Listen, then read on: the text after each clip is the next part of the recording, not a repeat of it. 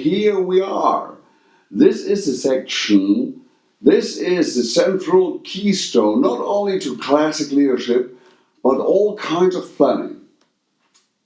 Some of you might have noticed that I really try to avoid the word strategy. The reasons are, number one, that the term strategy has been used and defined in ways I personally don't like. And number two, the word strategy, it does something to the people using the word. I mean, it might be that I'm a victim of my own generation here, but the word strategy is, in my perception, used to underline status of the people using the word. That alone wouldn't be so much a problem, but the word strategy has the effect of a poison, clouding intellectual abilities. I honestly believe that. People are like, oh, I do strategy now. I must be important. You don't believe what I said about the word strategy? Do yourself a favor and misuse the organization you work for a little funny experiment. Invite people to a strategy meeting about some issue and observe who's coming and how the people behave during the meeting. Next time you invite for a meeting about development of alternative solutions, which is strategy development at its best, and have a look how people behave now. Let me know the result. Please use the chat room attached to this.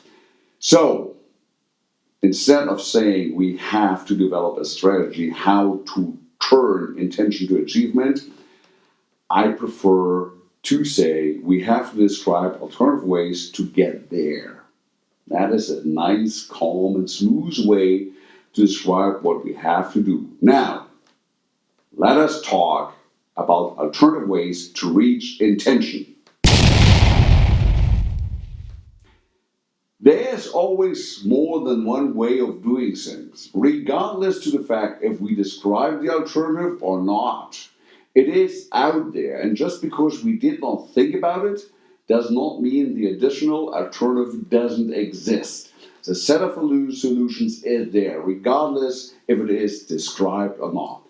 And this is the moment where you have to find and describe different alternatives to reach your intention. Thinking of people, time, cash, and assets for stage 2 and stage 3. Here now we do populate stage 2 and stage 3 of our information matrix. Depending on how complex your intention is, this is where you can go wild. If you want to drive your daughter to ice hockey training, this is simple and no rocket science at all. But if you are planning a huge investment or a new sales offensive, you can develop models for every alternative and think about different scenarios for each of those alternatives. So basically, you will find yourself in a huge report probably describing the best case scenario, the worst case scenario, the most likely scenario for every alternative way broken down into stage 2 and stage 3. Finding and defining alternative ways to reach your intention. This is where all those expensive consultants make their money. All those articles, books, and seminars about business strategy, this is where they drop in. But of course, they have not gathered information and assessed information like you did. And of course, they don't know about your people like you do. So what they do, they operate under assumptions, which is an absolute adequate way of doing this. But you, when you hire consultants or use articles, you have to be aware and manage the interface between your knowledge about stage 1 and the assumptions made by the consultants or those articles. You actively have to ask for assumptions and check if those assumptions map your perception of reality. This is, by the way, a decisive factor when hiring consultants. And if you do it all alone and you don't know certain things, you probably have to make some assumptions as well. It is a good exercise to be very much aware of what is an assumption and what is based on information. You probably noticed that I sometimes just drop a line on a subject you can do a whole chapter on. Being clear about what is an assumption and what is based on information is clearly one of those topics. You can talk forever. But honestly, I don't want to sit here forever in this chair. However, in daily life, you will have a lot of easy intentions to train to your skills on. And this is a good training to realize there's always more than just one way of doing things. I mean, going back to your daughter in ice hockey training, alternative one is clear. You can drive her. Alternative two, she can take the bus. Alternative three, we learned her brother has a driving license, or her brother could drive her. Now, let's do stage two. Stage two is easy. Is the fuel cost and the time you have to spend to drive her to the to ice hockey or the bus ticket, things like that. Stage three, what is about stage three?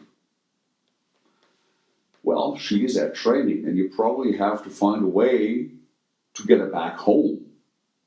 Just a friendly reminder. There are so many daily tasks where you can train this way of thinking. Like, how do we get to a certain location? We have to prepare this important meeting. How do we do this? Do we have several ways? We have to get that EPCI contract ready to offer. Who is doing what? Do we have enough time? What is the intention here? You can train the entire scheme. There is a new colleague we have to onboard. How do we do this? We want to invest into a new product pod. How do we set it up? Where do we need project management for this? Whatever your task is, describe a couple of ways to do it. At least two, three alternatives is perfect. 5 alternative ways is almost too much. And then describe pros and cons. And of course, there is nothing wrong to discuss this with your team. Moderate it. Explain the intention, the essential steps to the intention, the constraints, give an overview of stage one, make the assessment of stage one with carefully formulated conclusions, and then ask for possible solutions. That is a wonderful way of a leadership dialogue. And then you develop for every identified step of your intention a set of possible solutions. And again, it is no lack of leadership to discuss with friends or with colleagues, quite the opposite. You even can involve your coworkers if they are not personally involved into realizing the intention. Why not? Why not doing that? Whatever it takes to find a proper set of alternative strategies is good. Now, wrapping it up, what is it we have to do? Well, for every single step of our intention, we have to find different alternatives to realize the intention. Then we have to discuss pros and cons. We talk about attached costs and risks, of course, stage 2, stage 3 of the matrix. And of course, we can think about if we can afford all these alternatives. And if we have a set of alternatives, what do you have to do? You have to formulate a decision on this. There are moments in life that teach you a lesson you will never forget again. I had one of those moments in summer 1993, and I was 22 years old, and somehow, as a fresh promoted German reserve lieutenant, I was in the United States, Virginia, at a place south of Washington, D.C. called Fort Belvoir. For whatever reason, I volunteered to help out the American staff to set up an international conference for reserve officers called CIOR, hosted that year in the United States. Well, one morning that summer, U.S. Marine captain, his name was Ken, asked me to join him for a drive to another facility. So we were leaving for Belvoir, taking a left turn at the gate and going south on a telegraph road. I remember we bypassed an airfield and then we hit the highway until we reached a place I never heard of before at that point in my life called Quantico. Quantico itself is just a relatively small village, but it is surrounded by a huge training area for United States Marine Corps, FBI Academy, and God knows what else. Ken, being a US Marine, Teufelshund, obviously knew his way around. It was a pretty hot and humid morning, I remember that. We reached a wooden cabin somewhere in the middle of the woods, somewhere in the middle of nothing. And Ken stopped at that cabin and he turned to me and said, "Frank, be calm. These guys are no joke," which basically means they have been through the real stuff. Ken knocked on the cabin door and immediately they called, "Come in," and we went in and I found myself confronted with half a dozen of built-up prototype soldiers looking like they just escaped from a Hollywood action movie. They were drinking coffee, drinking sodas. They completely, basically ignored us, except they offered us something to drink. And they were discussing something, and Ken received a signal just to wait there. And at that time, as a German, I tried to read American rank insignia, but there was no rank insignia. Basically, no structure. They were joking, discussing, exchanging arguments. I had no clue what the matter was during the discussion. Everybody was making fun about anyone else in that room. I mean, no structure, no military hierarchy visible at all. And that went on for a couple of minutes until it seemed everything that had to be said was said. And they commonly agreed on something. And after they all somehow agreed on something, I thought it was over. And I was wrong. One of the soldiers rose up, stood up, feet off the table, and he said with a calm voice, "So here's my decision." And he repeated what they commonly had agreed on. And when he was done, it was, "Yes, sir." Well, to me, this is a masterpiece of collaboration. During discussion, all were equal. All possible arguments were exchanged. There was no rank structure. Everybody could speak free until the moment of decision.